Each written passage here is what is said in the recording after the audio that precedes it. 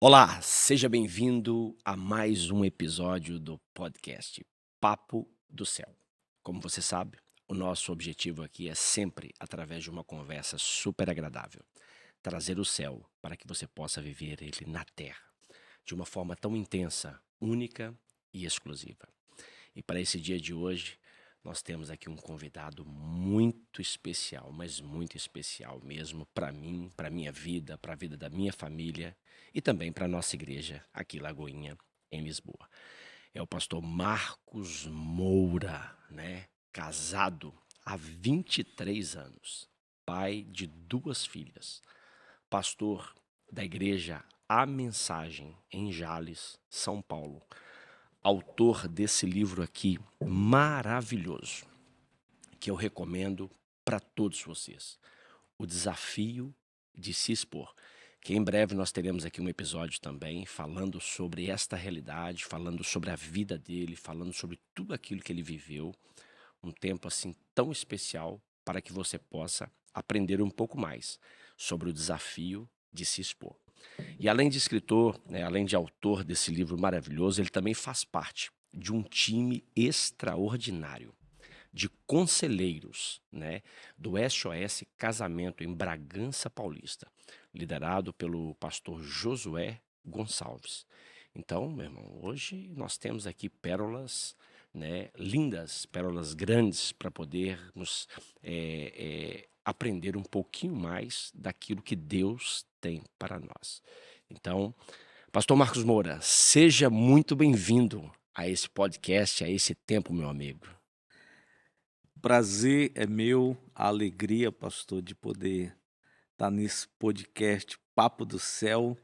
É realmente um privilégio e um prazer dividir com você, dividir com todo mundo que está sendo alimentado, ensinado, instruído, ferramentalizado por esse podcast Papo do Céu. Pastor, fique à vontade nesse tempo. Que alegria, viu, pastor? Eu quero lhe dizer que você não é uma pessoa que eu conheci. Você é uma pessoa que Deus é que me apresentou, para que juntos nós pudéssemos, né, desenvolver esse tempo tão especial de amizade, de carinho, de respeito um pelo outro, né, e de trocas, né, de poder somar nas nossas vidas, somar na nossa igreja, e espero eu também que somar na vida do senhor e da família do senhor também. Nós podemos dizer isso porque nossos afetos, nosso sentimento, a nossa alegria de estar aqui. Eu ainda quero trazer as minhas filhas, né, poder conhecer Uau! não só essa A família Mani de Manira. fé isso, mas todos nós estarmos juntos e comungar e desfrutar do que temos desfrutado É aqui, verdade, porque né. nós cremos que na comunhão está a bênção do Senhor, não é verdade? Verdade. Muito bem. E você, ouvinte, você telespectador que está aqui hoje, né, nesse tempo tão especial, eu quero que você agora partilhe esse link. Por quê? Nós vamos falar de algo muito precioso nesse podcast, nesse episódio. Então eu quero que você envie para todas as pessoas que você conhece. Por quê? Porque o assunto que nós vamos tratar hoje aqui é um assunto que envolve todos. Todos nós fazemos parte de uma família. Todos nós temos uma família. Agora, o assunto que nós vamos tratar aqui hoje é sobre família disfuncional. Nós não podemos esquecer que todos nós fazemos parte de uma família. Agora, se ela funciona ou não, é sobre isso que nós vamos tratar aqui hoje, sobre família disfuncional. É interessante que o salmista, no capítulo 11, ele diz assim: quando os fundamentos são destruídos, o que poderá fazer o justo? Nós sabemos que família é um projeto que nasceu no coração de Deus. E eu não estou a ver Deus criar um projeto poderoso, lindo, maravilhoso para que não funcionasse. Então, o que tem acontecido? O que tem sido gerado para que uma família que nasceu no coração de Deus, um projeto para abençoar a sua vida, a minha vida, um projeto para abençoar a sociedade, um projeto para ser bênção na vida da igreja, não está funcionando.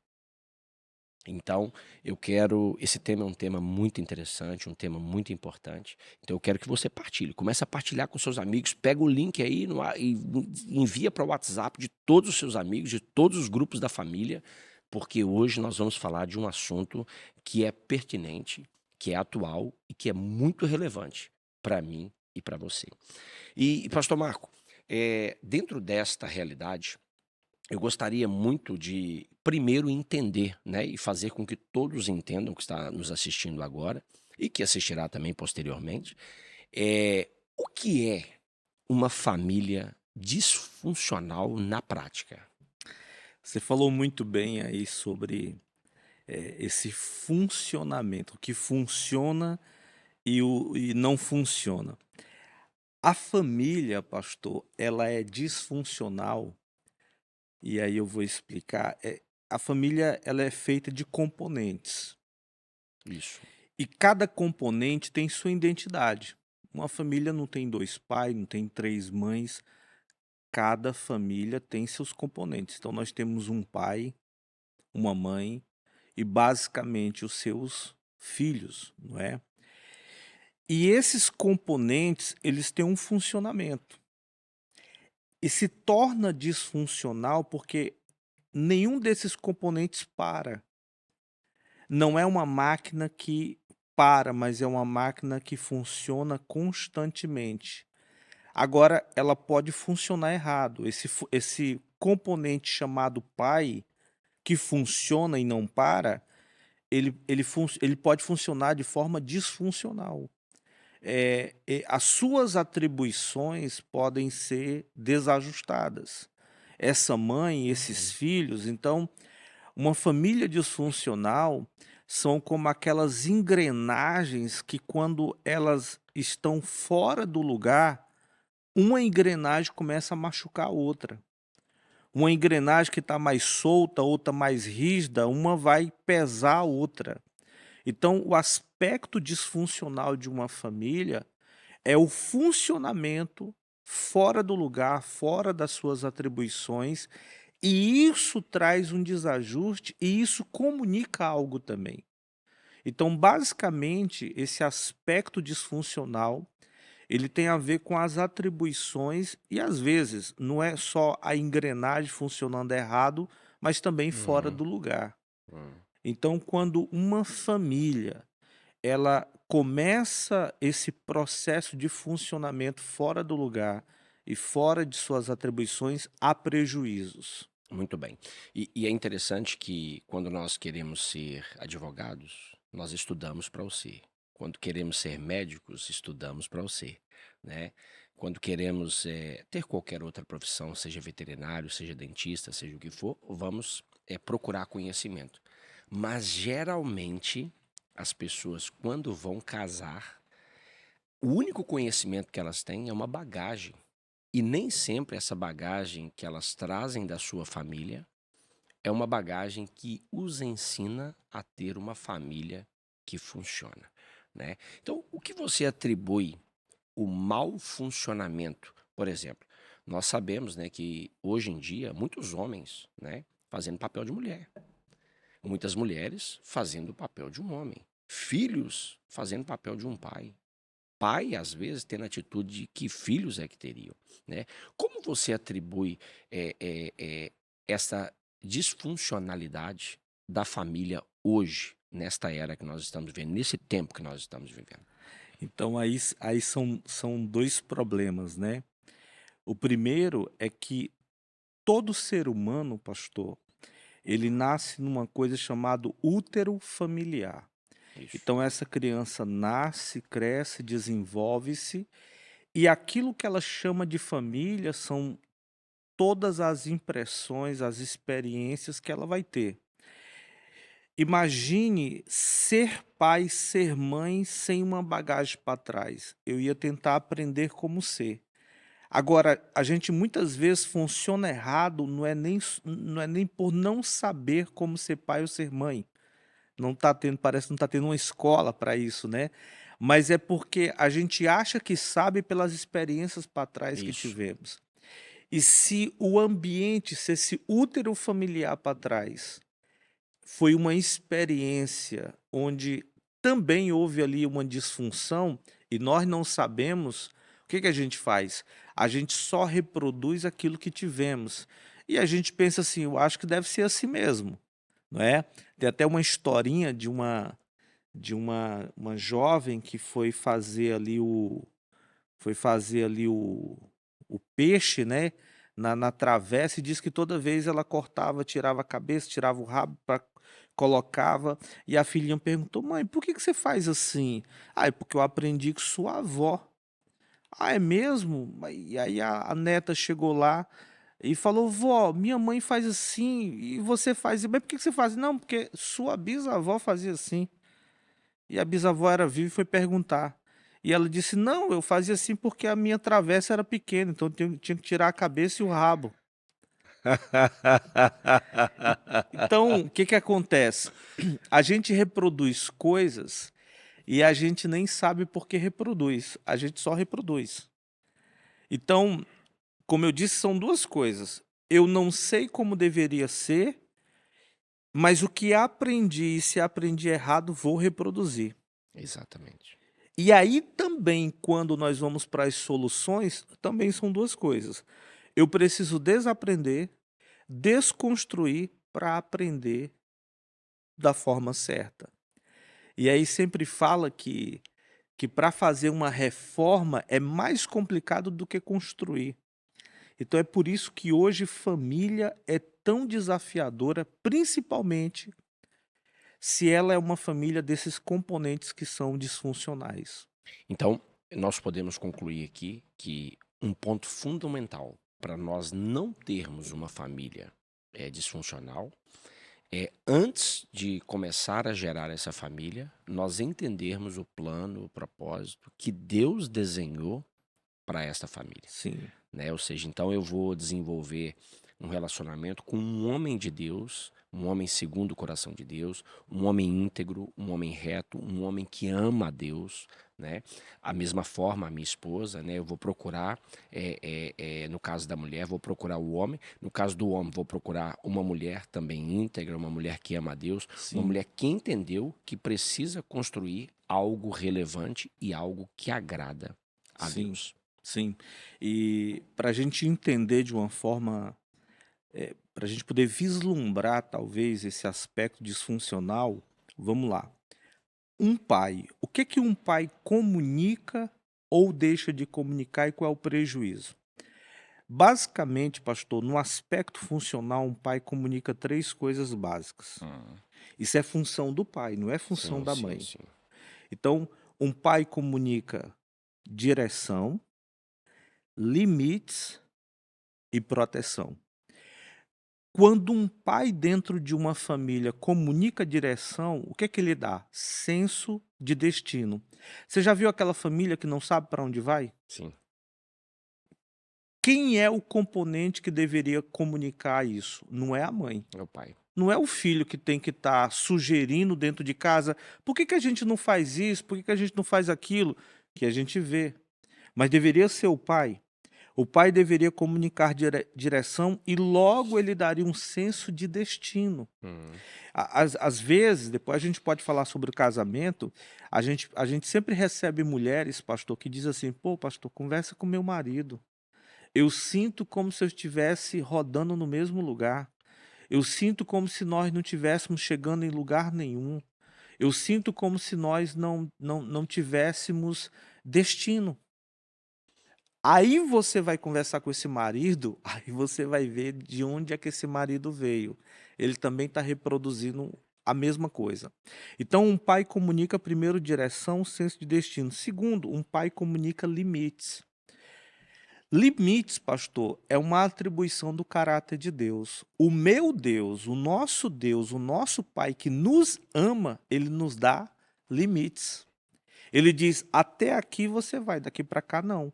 Por quê? Porque ele nos ama, ele sabe que ultrapassar aquela linha, nós vamos ter prejuízos. E foi as primeiras informações que ele deu para o Noé, né? Exatamente. Ele falou: ó, se você fizer, você vai morrer, não é?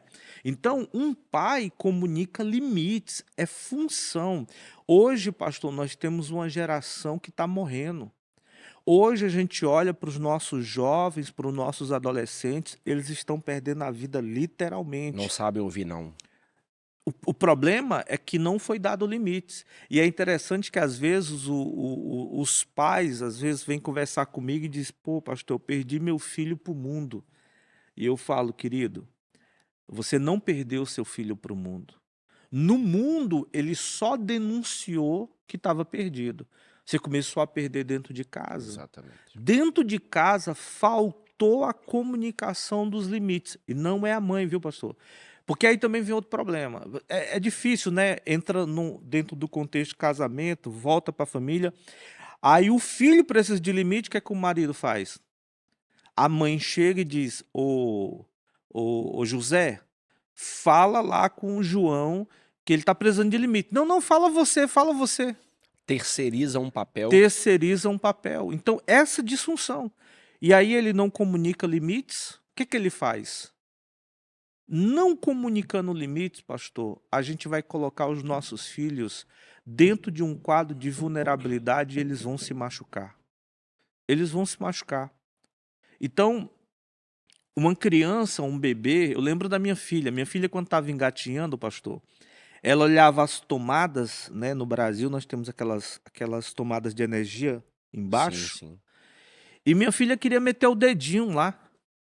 E eu lembro que quando eu pegava ela, tirava dali, ela abria um berreiro, como se eu estivesse tirando a coisa mais Importante. sensacional, que era colocar o dedinho ali na tomada. Mas eu, pai, sabia que ela ia se machucar. Então eu precisava dar esse limite, precisava tirar ela dali. Exatamente.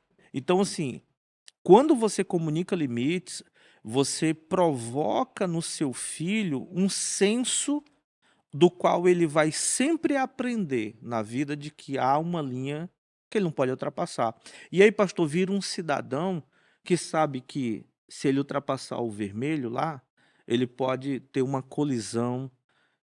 E esse senso de limite cria maturidade dentro do filho, não é? Segurança. Dentro do contexto da família. Na minha casa a gente dava limite sobre o que vai assistir, sobre o que vai ouvir, nenhuma religiosidade, mas uma questão de proteção. Exatamente. E aí vem propriamente a palavra proteção, né? Eu tenho uma historinha, pastor, vou falar rapidinho aqui. Sim, conta para nós. A minha filha, a gente morava em Curitiba nessa época, e um dia, sempre assim, era o tio Vito. O tio Vito passava na van, pegava elas, levava para a escola e trazia meio-dia. E aí um dia, eu sempre ia para a janela para ver elas descendo da van, aí elas subiam, a gente morava no apartamento, e um dia minha filha, comecei a ouvir aquele berreiro, aquele choro. Minha filha devia ter uns 4, 5 anos. E aí quando eu abri a porta, mais nova, chorando, eu falei, que foi que houve, Munira? Ela falou, pai, o menino beijou na minha boca. Ah, meu Deus. Ali, Aí o tempo fechou. Aí o tempo fechou. Aí eu falei, o quê? O menino dentro da van beijou na minha boca. Eu falei, pastor, perdi o chão. Eu lembro que eu peguei na mão dela, joguei a bolsa dela assim de lado, assim, vamos lá agora. Desci, entrei no carro, parti para a escola. Quando eu cheguei lá, o tio Vito estava varrendo a van, limpando a van. Eu falei, tio Vito, que negócio, esqueci até que era crente.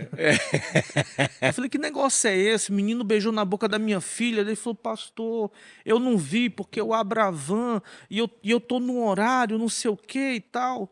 Aí eu falei, tio Vitor, é o seguinte, amanhã, 7 da manhã, quando você for pegar a Munira e a Mani, eu vou estar lá embaixo, eu quero que você abra e eu quero saber que menino é esse.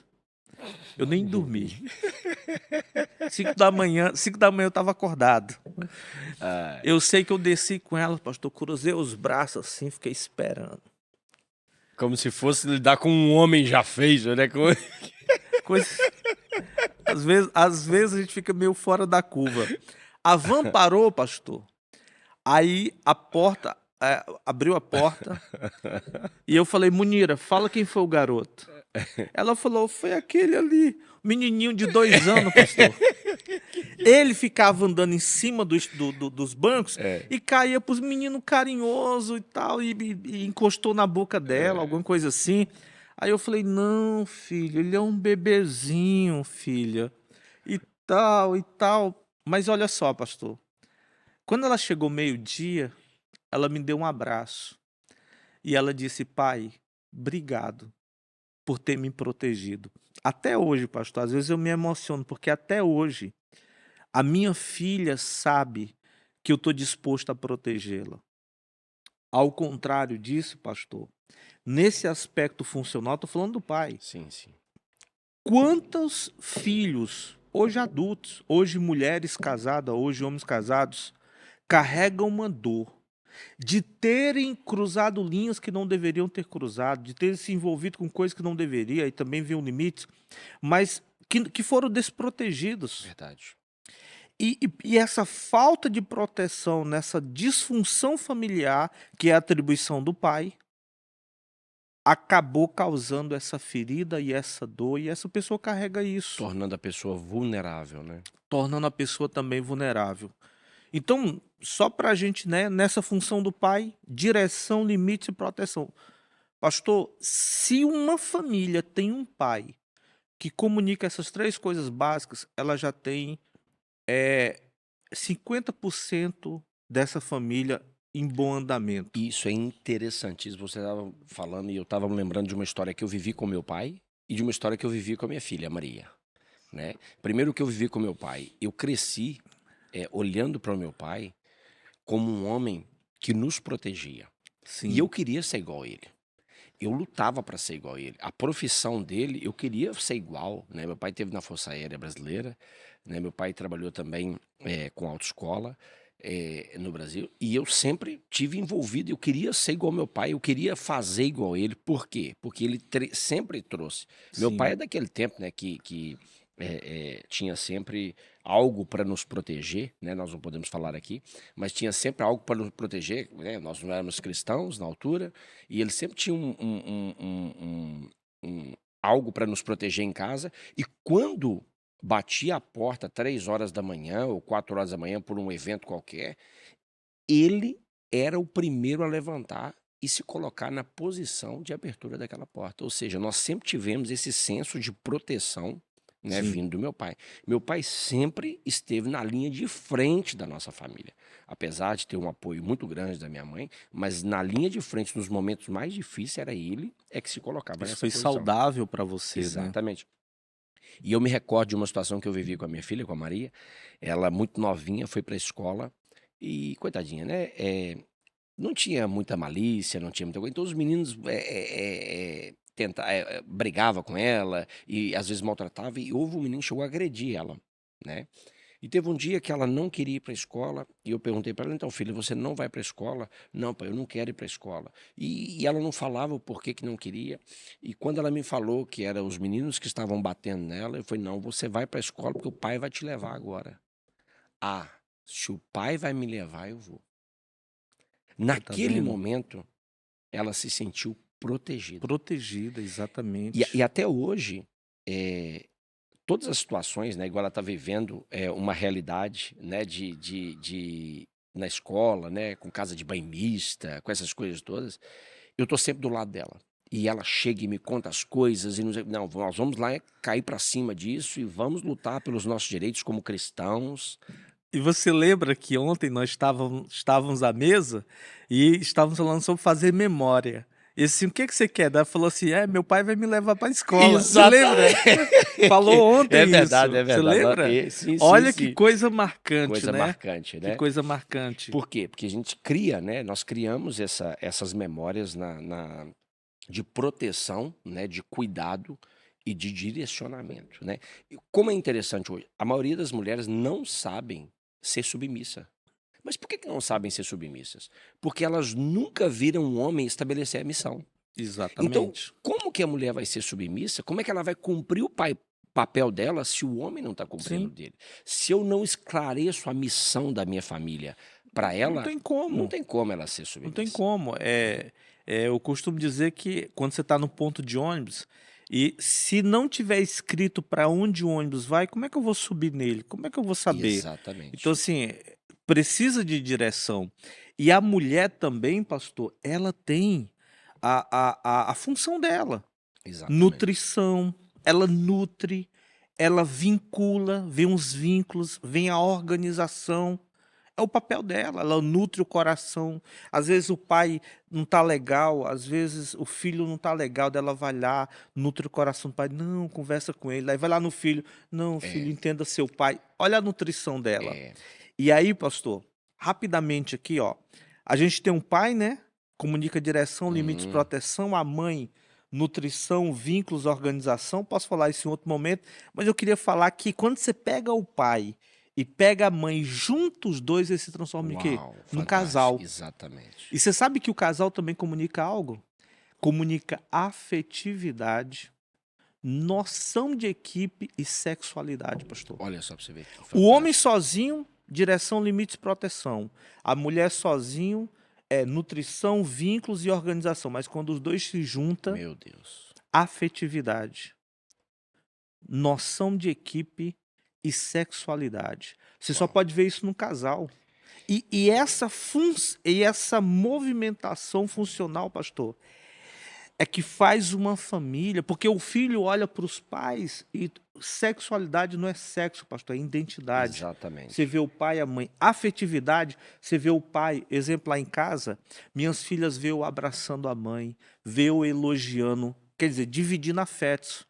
Minha filha cresce, casa, o que que ela vai reproduzir, pastor? Afetos. Afetos. Porque ela viu dentro de casa o Exatamente. casal comunicando. Então, a família funcional é isso. E quando falta, pastor, e essa pessoa vai casar, ela vai ter problemas. Isso é tão interessante, esse papel da mulher é tão interessante que eu vivo isso, né? Gisela me ensinou muito isso, sabe? A minha esposa me ensinou muito isso. Quando ela vai comprar uma roupa, ela quer que eu vou. Ela quer que as meninas vá, Sim, né? Quando nós vamos comprar algo para as meninas também, ou seja, vamos programar umas férias, vamos programar uma viagem, todos nós sentamos, vemos as fotos de onde nós queremos ir. Agora, eu quero entrar aqui num ponto agora, pastor, que é os prejuízos são notáveis quando essa família é disfuncional, né? uhum. Porque uma criança que tem senso de direção, tem segurança, Limites. limites, tem o senso de equipe, Sim. né? Tem a nutrição, Os os vínculos. vínculos. Essa criança, ela jamais vai querer estar num quarto sozinho Não, enquanto a família está em outro ambiente. não. Essa esposa, ela jamais vai querer estar no telemóvel, no celular, no aparelho telefônico ou num jogo de videogame se ela tiver todos esses Sim. princípios. Então, pastor, relaciona para nós aqui um pouquinho quais são os prejuízos eh, causados numa família disfuncional. Nós já falamos aqui vários deles, né? Mas vamos pontuar aqui alguns prejuízos Sim. que essa família disfuncional pode gerar. O primeiro, pastor, é que a comunicação, a primeira, todo ser humano, pastor, socialmente ele se comunica. E a nossa primeira comunicação é construída dentro da nossa casa. Um bebê, ele começa a falar papá, mamã, comunicação. Então, o primeiro prejuízo que acontece dentro de uma família disfuncional é a sua comunicação. Se torna uma comunicação fragmentada. E uma comunicação fragmentada, pastor, ela tem o poder de machucar. Ela tem o poder de, no lugar de nutrir, desnutrir. Porque todos nós, e aí eu falo, pastor, uma coisa chamada trips A. Nós queremos o quê? Nós queremos ser aceitos, Aprovados. aprovados e afirmados. Na minha casa, pastor, a gente costuma celebrar as coisas, afirmando, aceitando, aprovando, porque nós somos as primeiras figuras de autoridade na vida É das nossas verdade, é filhas. verdade. O que acontece é que os primeiros prejuízos começam na comunicação, uma comunicação fragmentada. Segundo, pastor, quando a gente fala da mãe que vincula, você percebe que a perda dos vínculos também envolve os afetos. Hoje, as histórias é que filho matou pai. Por quê? Perde os afetos, perde os vínculos. Você vê que o filho chega em casa, coloca a comida no prato, vai para o quarto. O pai bota comida no prato, vai para frente da TV. A mãe, na cozinha mesmo, coloca a comida no prato e fica lá. Então, a O mãe na cozinha, o pai na sala e o filho dentro do e quarto. homens que abandonam a cama e vão para o videogame e passam lá até 2, 3 horas. Isso é impensável. Eu não tratei dessa pessoa, mas hoje eu pastorei uma pessoa que viveu isso. Que viveu isso, pastor, de uma forma inacreditável, pastor. Inacreditável. E foi algo assim surreal. Ele vivia no videogame, a esposa ficou desamparada, abandonada. É uma coisa terrível. Porque também, pastor, porque todo esse aspecto disfuncional, pastor, causa filhos imaturos. A gente começa a falar dos bebês de 90 quilos. É os Exatamente. crescidos que não Sim, cresceram. sim, sim. Então, quando você vê um filho imaturo, pastor, viu imaturidade, veio de uma família disfuncional. Com certeza. Então, filhos imaturos é a denúncia de um ambiente totalmente disfuncional. Como é que o equilíbrio é tão importante, né? Você Sim, está falando de bebês de 90 quilos, sim, né? E como eu falo lá no meu livro, né? Viva um dia de cada vez, né?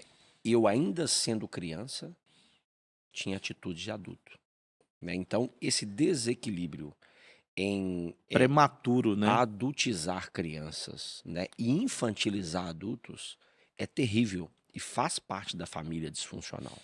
Sim.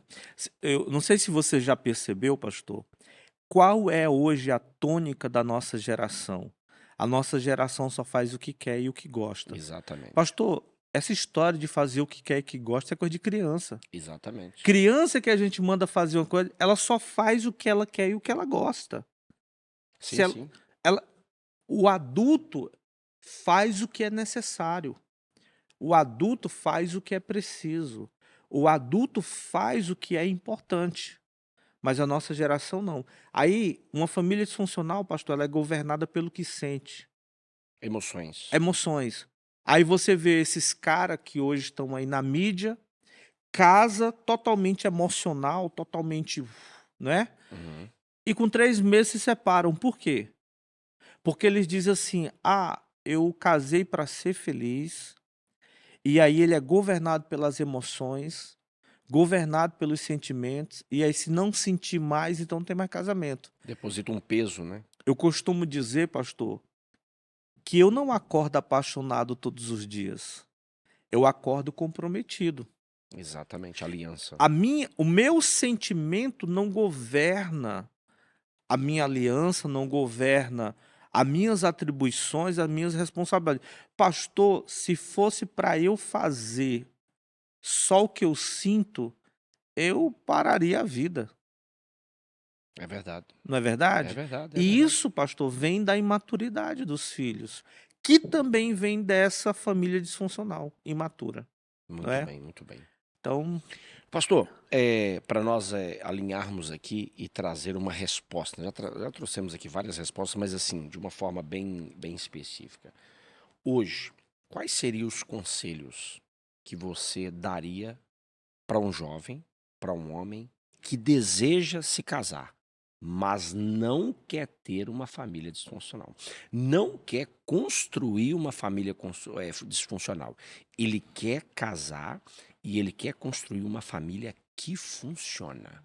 Quais seriam aí os conselhos, sei lá, 1, 2 ou 3 conselhos assim úteis que você poderia dar para esse homem, para essa mulher, para esse jovem, né, para essa jovem que deseja gerar uma família? muito bem. A primeira coisa, pastor, é o reconhecimento. Pastor, eu vou falar uma frasezinha simples. O que você não identifica, você não modifica. Uau, fantástico. Quando você identifica uma coisa, você tem um poder de modificá-lo. Exatamente. Então, o primeiro passo de uma cura, de uma restauração, de um processo de desconstrução é o reconhecimento. É Fantástico. você reconhecer com consciência, cara, minha família não é legal. Se eu não desconstruir isso, eu vou entrar no casamento, vou reproduzir a mesma coisa. O que é que eu tenho que fazer? Primeiro, reconhecimento. Segundo, pastor, a nossa consciência, pastor, é que vai ditando todos os dias aquilo que é a realidade que nós queremos que seja para a nossa vida. Então, eu não quero que a realidade da família que eu vivi seja a realidade que eu tenho. Então, eu preciso ter consciência constante das realidades que eu preciso. E como é que eu faço isso? A primeira coisa, pastor, é mudar o meu jeito de pensar. Pode parecer meio assim, mas, pastor, todas as vezes que você encontrar uma família bem-sucedida, um casamento bem-sucedido, não pergunte o que eles fazem, mas pergunte como eles pensam. Uau. Chama o homem e diz assim: senta aqui, cara. Não fica perguntando assim, me dá a receita. O que que você faz com a mulher? O que que... Não, não, não pergunta. Pergunta assim, cara, como é que você pensa? Porque, pastor, o jeito como eu penso é o jeito que eu vivo. É por isso que eu costumo dizer: mude o seu jeito de pensar e você vai mudar o seu jeito de viver. É por isso também que quando eu vejo pessoas vivendo de um certo jeito, eu sei que é daquele jeito que ela pensa. Uhum.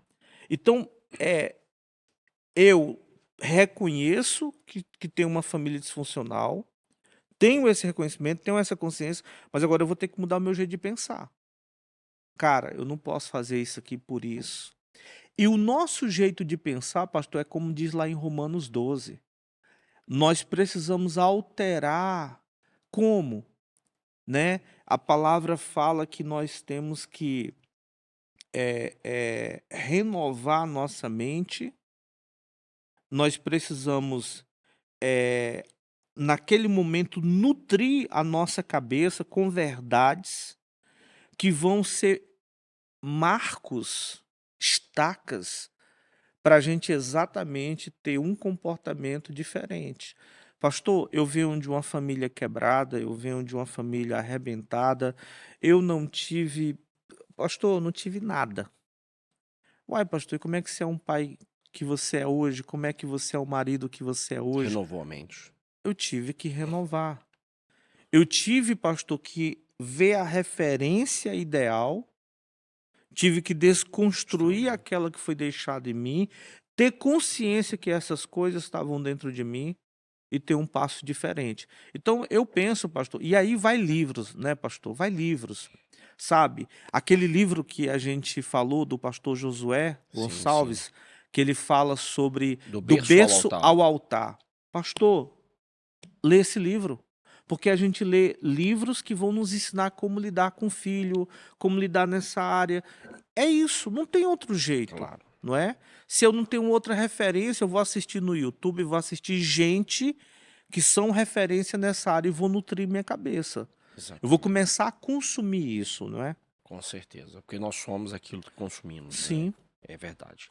Os nutricionistas dizem, né, que nós somos aquilo que comemos, né? Então, se nós, no corpo físico, nós comemos coisas boas, também, né, na parte espiritual, na parte de ensino e de conhecimento, nós também vamos sim. ser isso. Muito bem. É sempre fantástico, meu amigo, poder ter esse tempo, né, poderoso, especial, tão esclarecedor, né, para que nós possamos ajudar tantas famílias, né, assim como você veio de um contexto, né, completamente disfuncional Que e carrega hoje, aí um pouco da minha história. exatamente, e que hoje tem uma família que funciona, né, e isso é lindo, né? É algo muito precioso, né? É algo muito precioso. Nós trazemos aqui informações, né? De uma forma tão clara, tão esclarecedora. Muito obrigado por ter aceitado esse convite Isso tão é um especial. prazer, é uma alegria, um privilégio estar aqui nesse podcast Papo do Céu. Que bênção. E tem que voltar mais vezes, hein? Vamos voltar, vamos voltar. Exatamente. Eu conto, já está convidado Vamos aí. fazer mais. Exatamente.